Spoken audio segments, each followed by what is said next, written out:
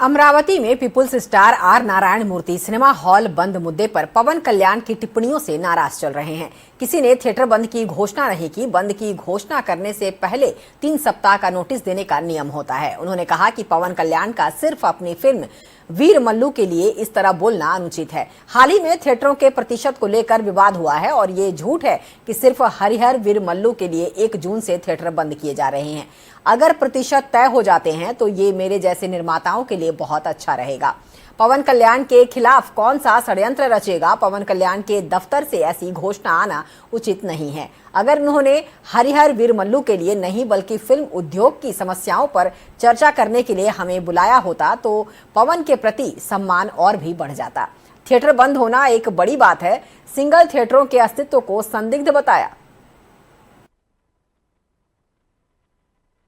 ఆపడం కోసమే జూన్ 1 నుంచి బంద్ ప్రకటిస్తున్నారు పర్సెంటేజ్ గాని ఇవ్వకపోతే అనే మాట రావడం అనేది చాలా దుర్మార్గం.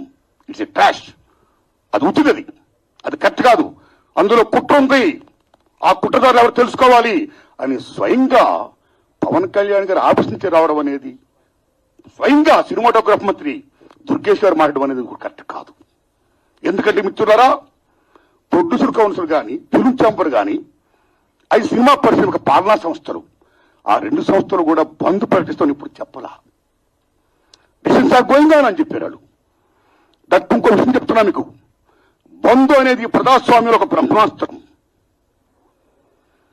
ఎవరైనా బంద్ ప్రకటించే ముందు సినిమా ఇండస్ట్రీలో అకార్డింగ్ టు నామ్స్ 3 వారాల ముందుగా తెలియపరచాలి.